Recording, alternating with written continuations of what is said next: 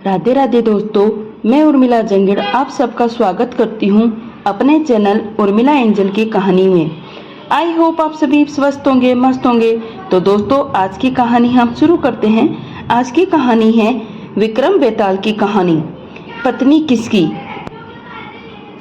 एक समय की बात है, धर्मपुर नाम के नगर में गढ़वसेन नामक युवक रहता था। गढ़वसेन की कदकाठी बहुत ही आकर्षक थी। यही कारण था कई लड़कियां उससे विवाह करना चाहती थी, लेकिन गढ़वसेन को उनमें से एक भी लड़की पसंद नहीं थी।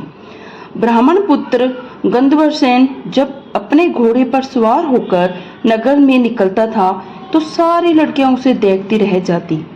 गंधर्वसेन किसी की तरफ नहीं देखता और तेज गति से नगर को पार करके रोजाना एक मंदिर की ओर निकल जाता था। यह मंदिर काली देवी का मंदिर था। गंधर्वसेन काली माँ का बहुत बड़ा भक्त था। वो हर दिन माँ काली की पूजा किया करता था। एक दिन जब वो मंदिर से लौट रहा था तो उसने नदी के किनारे एक धोबी की लड़की को कपड़े धोते हुए देखा। वह लड़की गंधर्वसेन को बहुत सुंदर लगी। गंधर्वसेन को उस लड़की से प्यार हो गया और वो दिन रात उसी के बारे में सोचने लगा। उसे लड़की से बात करने का कोई रास्ता नहीं सूझता। एक दिन उसने काली माँ के मंदिर में पूजा करते हुए ये प्रतिज्ञा ली कि अगर वो लड़की उसकी हो गई तो वो काली माँ के चरणों में अपना शीश चढ़ा देगा। गंधर्वसेन खाना पीना भूल चुका था। वो दिन रात उसी लड़की के बारे में सोचता रहता। इसका परिणाम यह हुआ, गंधर्वसेन बीमार हो गया।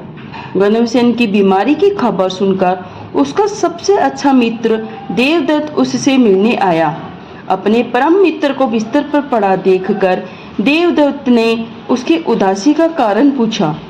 गंधर्वसेन ने देवदत्त को अपना पूरा हाल सुनाया और बोला कि उस लड़की से अगर मेरा विवाह नहीं हुआ तो मैं मर जाऊंगा। देवदत्त अपने मित्र से बहुत प्यार करता था, इसलिए उसने लड़की को ढूंढने की ठानी। देवदत्त उस लड़की को खोजने में सफल हुआ। देवदत्त ने उस लड़की के पिता से कहा कि अपनी बेटी की शादी गंधर्वसेन से कर दे।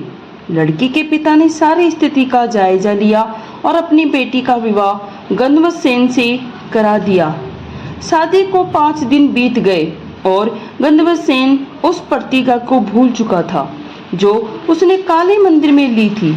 एक दिन सपने में गंधर्वसेन को अपनी छाया दिखाई देती है। उसकी छाया उसे वो प्रतिज्ञा याद दिलाती है और कहती है, अगर तुम ये प्रतिज्ञा पूरी नहीं करोगे तो स्वार्थी कहे जाओगे। अगले दिन गंधर्वसेन को अपनी गलती का एहसास हुआ और वो काली मंदिर में अपनी बलि देने के लिए तैयार हो जाता है। वो अपने मित्र देवदत्त को बुलाता है और उससे बोला, मैं, तुम और तुम्हारी भाभी मंदिर चलते हैं। मैं मंदिर में अंदर पूजा करूंगा और तुम बाहर अपनी भाभी का ध्यान रखना। देवदत्त मंदिर चलने को तैयार हो जाता है। दोनों दोस्त उस लड़की के साथ मंदिर पहुंचते हैं। गंधर्वसेन मंदिर के अंदर अपनी प्रतिज्ञा पूरी करने चला जाता है। देवदत्त और गंधर्वसेन की पत्नी बाहर उसकी प्रतीक्षा करते हैं।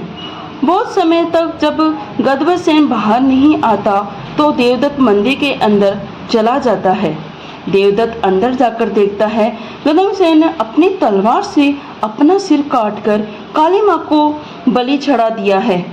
ये देखकर देवदत्त घबरा जाता है। देवदत्त सोचता है कि कोई भी व्यक्ति ये यकीन नहीं करेगा कि गंधर्वसेन ने अपनी हत्या खुद की है। सब यही सोचेंगे देवदत्त ने अपने मित्र को मारा है ताकि वो उसकी पत्नी से विवाह कर सके। इस आरोप से बचने के लिए देवदत्त ने गंधर्वसेन की तलवार से अपना सिर भी काट लिया। थोड़े समय बाद गंधर्वसेन की पत्नी अपने पति और अपने मित्र, उसके मित्र देवदत्त को खोजने मंदिर आई। वहां दोनों मित्रों की लाश को देखकर वो डर गई। उसने सोचा कि लोग उन दोनों की हत्या का आरोप मेरे ऊपर लगाएंगे। इस लालच से तो अच्छा है मैं भी मर जाऊं। जैसे ही उस लड़की ने अपना सिर काटने के लिए तलवार उठाई, वैसे ही वहां माँ काली प्रकट हुई। माँ काली ने कहा, पुत्री, मैं तुमसे बहुत खुश हूँ। बोलो क्या वरदान मांगती हो। लड़की ने कहा, आप इन दोनों को जीवित कर दीजिए। माँ काली बोली, तुम तो इन दोनों के सिर इनके धड़ों पर रखोगी तो ये जीवित हो जाएंगे। लड़की ने ऐसा ही किया, लेकिन उससे सिर रखने में गलती हो गई। उसने गर्दभसेन का सिर देवदत्त और देवदत्त का सिर गर्दभसेन के सिर धड़ पर लगा दिया। दोनों मित्र जीवित होकर उस लड़की के लिए लड़ने लगे। इतनी कहानी सुनाकर बेताल ने विक्रमादित्य से कहा, राजन, अब तुम ही बताओ, उस लड़की का पति कौन है। विक्रमादित्य को जवाब मालूम था। अगर वो चुप रहते तो बेताल उसका सिर धड़ से अलग कर देता।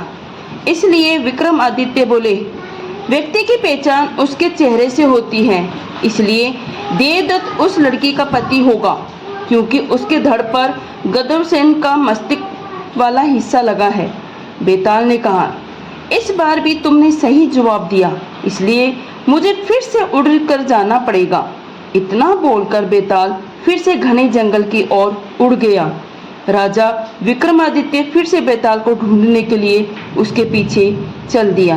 तो दोस्तों, कैसी लगी कहानी जरूर बताएं। राधे राधे, जय श्री कृष्णा। कहानी सुनने के लिए धन्यवाद। और इस कहानी से सीख मिलती है, इंसान जो भी करता है अपने मस्तिष्क से ही करता है, इसलिए उसकी पहचान मस्तिष्क से ही होती है। राधे राधे।